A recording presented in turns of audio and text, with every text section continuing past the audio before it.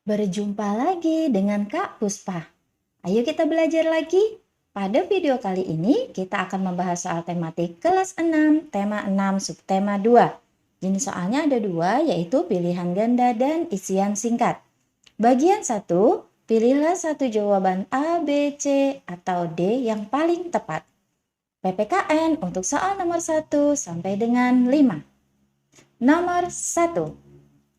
Hak setiap warga negara untuk berserikat, berkumpul, dan mengeluarkan pendapat diatur dalam Undang-Undang Dasar 1945 pasal A 27, B 28, C 29, D 30. Nah, perlu adik-adik ketahui, hak warga negara itu diatur di dalam Undang-Undang Dasar 1945. Ada banyak sekali ya hak warga negara yang diatur di undang-undang tersebut, yaitu pertama, hak mendapat perlindungan hukum, ada di pasal 27 ayat 1. Ada juga hak mendapat pekerjaan dan penghidupan yang layak, ada di pasal 27 ayat 2. Selanjutnya, hak ikut serta dalam usaha bela negara. Ini ada di pasal 27 ayat 3. Dan hak dalam hal kemerdekaan berserikat dan berkumpul serta mengeluarkan pendapat ada di pasal 28E ayat 3. Nah, pasal 28E ayat 1 itu adalah hak tentang kemerdekaan memeluk agama dan beribadat menurut agama dan kepercayaan masing-masing. Ada juga hak untuk ikut serta dalam usaha pertahanan dan keamanan. Nah, ini ada di pasal 30 ayat 1. Pasal 31 ayat 1 itu membahas tentang hak untuk mendapatkan pendidikan. Sedangkan pasal 32 ayat 1 itu membahas tentang hak dalam kebebasan memelihara dan mengembangkan nilai-nilai budaya nasional. Selanjutnya ada juga hak untuk memanfaatkan sumber daya alam. Ini ada di pasal 33 ayat 3. Kemudian pasal 34 itu adalah tentang fakir miskin dan anak-anak yang terlantar yang dipelihara oleh negara.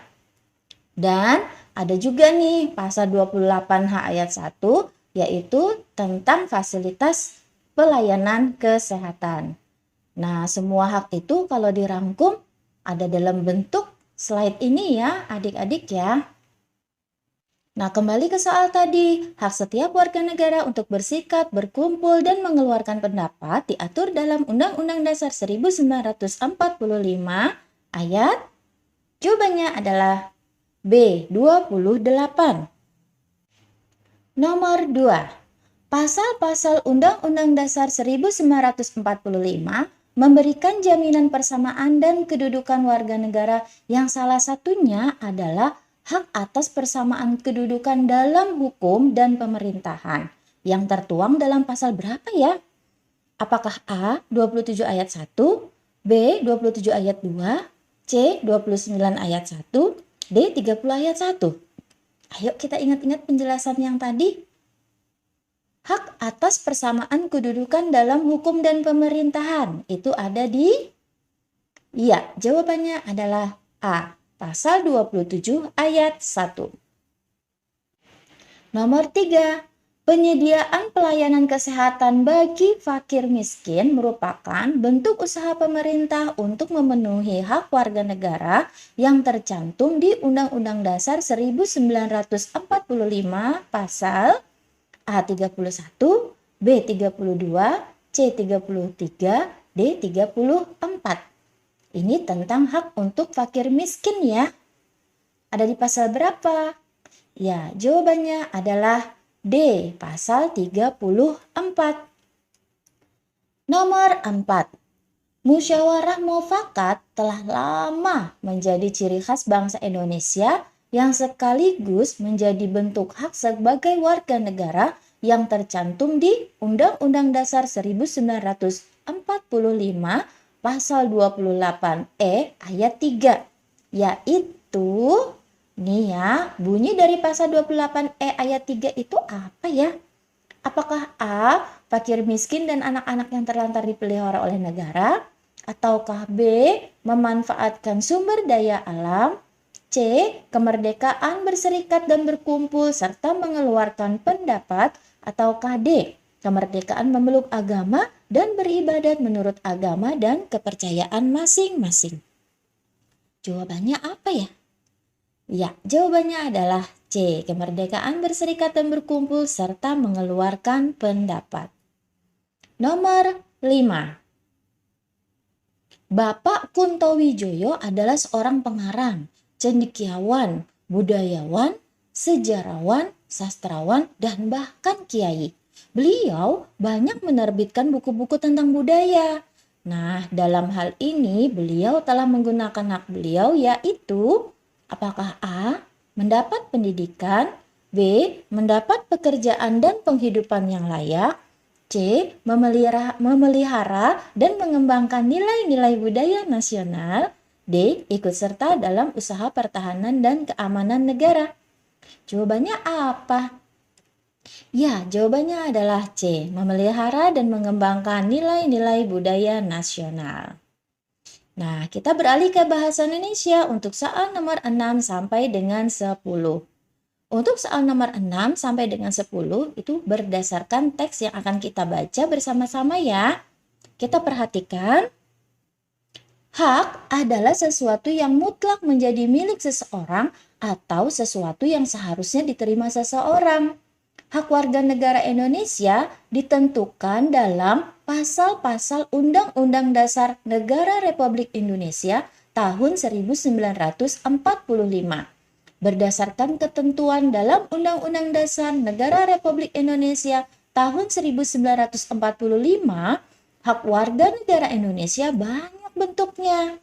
Berikut beberapa bentuk hak warga negara Indonesia. Setiap warga negara Indonesia berhak mendapatkan perlindungan hukum. Hak ini dapat diperoleh warga negara Indonesia salah satunya dalam bentuk perlindungan hukum saat menjadi saksi dalam perkara hukum.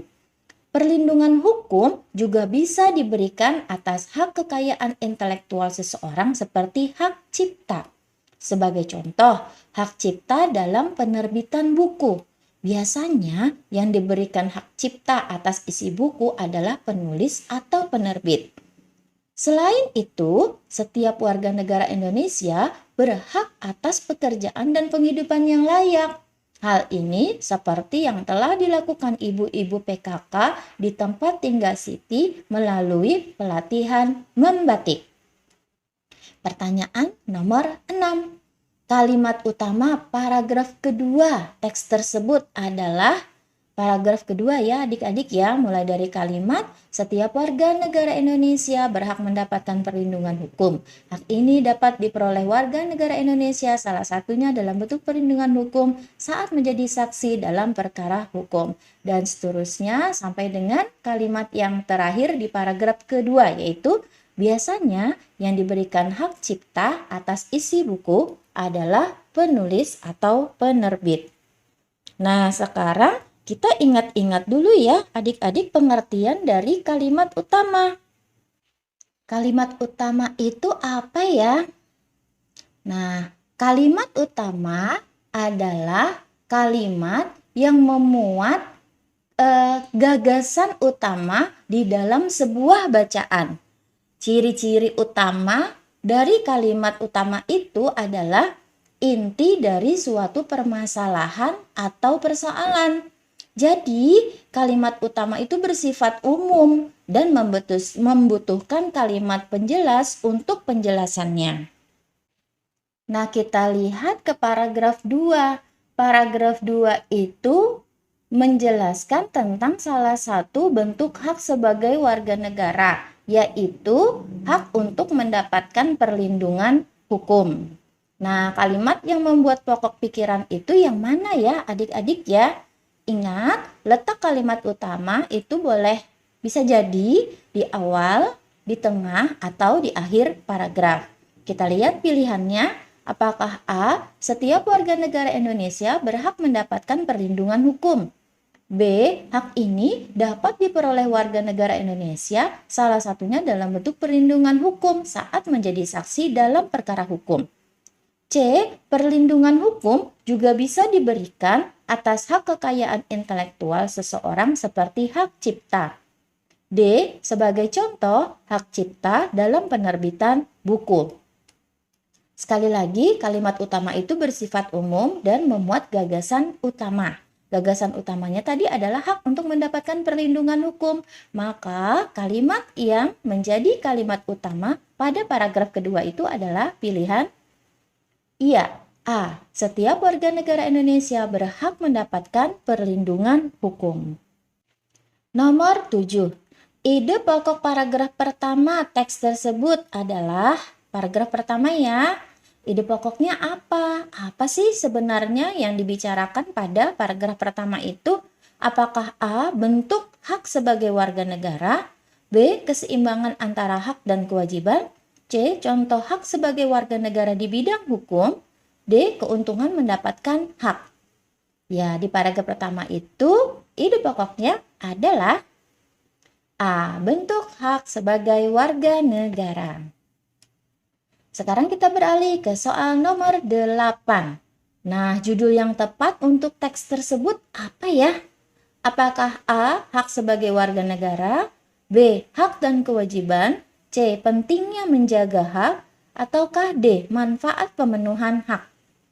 Apa ya adik-adik ya jawabannya? Ya, jawabannya adalah A. Hak sebagai warga negara.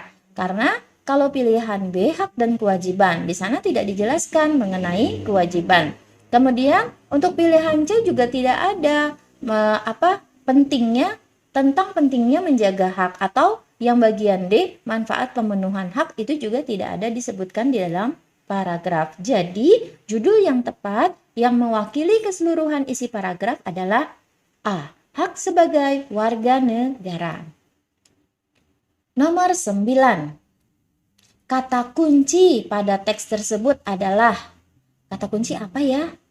Kata kunci adalah kata-kata yang penting dan sering diulang-ulang dalam sebuah wacana. Kata yang penting di dalam paragraf atau teks tersebut apa ya? Apakah A. Pemenuhan? B. Hak? C. Kesejahteraan? D. Penerbitan? Ya, jawabannya adalah B. Hak. Karena memang teks tersebut membicarakan tentang hak sebagai warga negara. Nomor 10. Kalimat penjelas yang cocok untuk melanjutkan paragraf ketiga adalah, kita lihat paragraf ketiga mulai dari kalimat, selain itu setiap warga negara Indonesia berhak atas pekerjaan dan penghidupan yang layak. Hal ini seperti yang telah diperoleh ibu-ibu PKK di tempat tinggal Siti melalui pelatihan pembatik. Ya, sampai situ. Nah, kita mencari dari pilihan A, B, C, D mana kalimat penjelas yang cocok untuk melanjutkan paragraf tersebut. Apakah A. Melalui pelatihan membatik diharapkan kesejahteraan masyarakat bisa meningkat. B. Pelatihan membatik memang sangat digemari ibu-ibu yang masih muda. C. Keterampilan membatik sangat diperlukan bagi semua industri rumah tangga. Ataukah D. Bu Siti sudah mengikuti pelatihan membatik dalam jangka waktu yang lama. Nah, kalau melihat kalimat yang digunakan untuk melanjutkan paragraf, maka kalimat itu harus menyatu dengan kalimat sebelumnya. Sama-sama membicarakan tentang pelatihan membatik. Namun tetap juga dalam konteks hak sebagai warga negara. Jadi jawabannya yang tepat untuk nomor 10 itu adalah A. Melalui pelatihan membatik diharapkan kesejahteraan masyarakat bisa meningkat. IPA untuk soal nomor 11 sampai dengan 15. Nomor 11. Pada saat remaja, anak mengalami masa perubahan fisik. Disebut juga dengan masa A. Kanak-kanak, B. Dewasa, C. Pubertas, D. Peralihan. Jawabannya apa? Ya, C. Pubertas. Nomor 12. Pubertas dapat diartikan sebagai masa transisi dari, transisi itu perpindahan ya. Apakah A. batita ke balita, B. balita ke anak-anak, C. anak-anak ke dewasa, ataukah D. dewasa ke orang tua? Batita itu berarti bawah 3 tahun. Kalau balita bawah 5 tahun. Kalau pubertas itu artinya masa transisi dari, jawabannya adalah C. anak-anak ke dewasa. Nomor 13. Rata-rata anak perempuan mengalami masa pubertas pada usia A. 5-8 tahun, B. 8-13 tahun, C. 13-15 tahun, D. 15-20 tahun. Jawabannya apa adik-adik? Jawabannya adalah B. 8-13 tahun. Nomor 14. Berikut yang merupakan ciri-ciri pubertas pada perempuan adalah A. Suara menjadi lebih besar dari suara sebelumnya, B. Otot membesar, D. Dada menjadi lebih bidang, D. Suara menjadi lebih melengking. Ciri-ciri pubertas pada perempuan adalah ya, D. Suara menjadi lebih melengking. Pilihan A, B, dan C itu merupakan ciri pubertas pada laki-laki. Selanjutnya nomor 15. Pada masa pubertas, pertumbuhan dan perkembangan berlangsung dengan A. lambat, B. cepat, C. lama, D. agak lambat. Pertumbuhan dan perkembangan pada masa pubertas itu berlangsung dengan B. cepat. IPS untuk soal nomor 16 sampai dengan 20. Nomor 16. Berikut ini yang bukan cara untuk mempertahankan kemerdekaan adalah A. Selalu menjaga keutuhan bangsa dan negara, B. Memperkuat sistem pertahanan dan keamanan, C. Melestarikan budaya bangsa, D. Memperjualbelikan budaya bangsa. Jawabannya apa ya? Jawabannya adalah D. Memperjualbelikan budaya bangsa. Itu bukan termasuk cara untuk mempertahankan kemerdekaan. 17. Kegiatan berikut yang termasuk dalam usaha melestarikan budaya nenek moyang yaitu usaha melestarikan budaya nenek moyang. A. Membeli barang dari luar negeri, B. Mempelajari budaya luar negeri, C. Mencintai produk-produk dari luar negeri, D. Mempelajari tarian daerah. Jawabannya adalah D. Mempelajari tarian daerah. Nomor 18. Berikut sikap kita untuk mempertahankan kemerdekaan NKRI kecuali yang bukan ya, yang bukan sikap untuk mempertahankan kemerdekaan NKRI. A. Lebih memilih produk dalam negeri, B. Berteman tanpa mempermasalahkan suku, C. Mempelajari tari-tarian daerah Indonesia, D. Mementingkan kepentingan pribadi di atas kepentingan bangsa. Jawabannya apa adik-adik? Ya, D. Mementingkan kepentingan pribadi di atas kepentingan bangsa. Nomor 19. Tindakan positif yang dapat dilakukan untuk menjaga keutuhan hubungan antar teman adalah A. Tidak membeda-bedakan teman, B. Menghina hasil pekerjaan teman, C. Berteman dengan teman yang kaya saja, D. Menolak teman kita yang butuh bantuan. Tindakan positifnya apa ya? Jawabannya adalah A. Tidak membeda-bedakan teman. Nomor 20. Lomba tari daerah merupakan salah satu upaya untuk A. Menambah jumlah suku bangsa, B. Melestarikan budaya daerah, C. Menambah jumlah penduduk, D. Mengadakan pesta rakyat. Jawabannya adalah B. Melestarikan budaya bangsa. SBDP untuk soal nomor 21 sampai dengan 25. 21.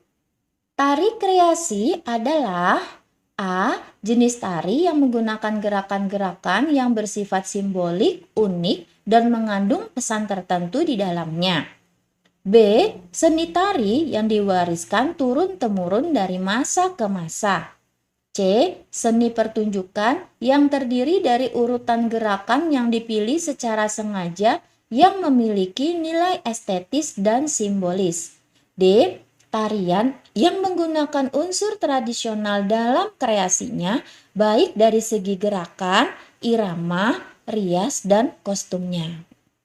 Nah, ini pengertian dari tari kreasi. Tari kreasi itu adalah D. Tarian yang menggunakan unsur tradisional dalam kreasinya, baik dari segi gerakan, irama, rias, dan kostumnya. Nomor 22. Tari Kana Topeng berasal dari daerah A. Jawa Tengah, B. Jawa Barat, C. Jakarta, D. Bali. Jawabannya adalah B. Jawa Barat. 23. Suatu tarian yang dipentaskan oleh satu orang penari disebut A. Tari kontemporer, B. Tari tradisional, C. Tari tunggal, D. Tari massal.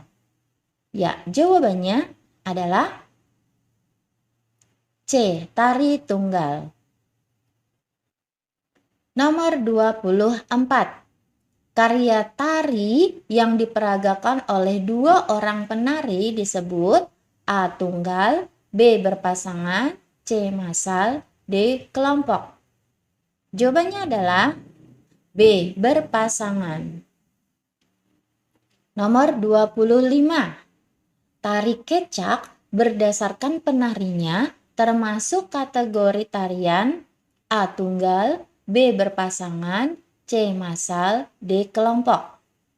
Ya, jawabannya adalah D. Kelompok. Nah, ini sekarang bagian kedua. Isilah titik-titik berikut dengan tepat. Nomor 26.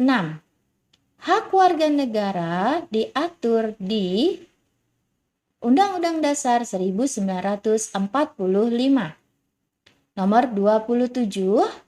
Kalimat yang bersifat umum dan mengandung gagasan utama disebut kalimat utama.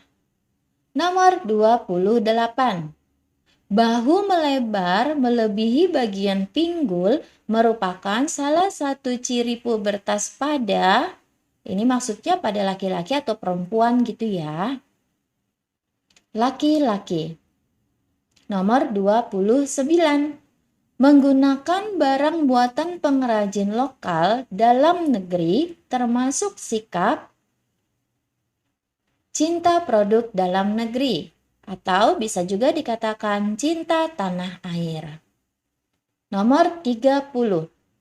Jenis tari yang menggunakan gerakan yang bersifat simbolik, unik, dan mengandung pesan tertentu di dalamnya dikenal dengan istilah tari kontemporer. Nah, demikianlah soal tematik kelas 6, tema 6, subtema 2. Terima kasih.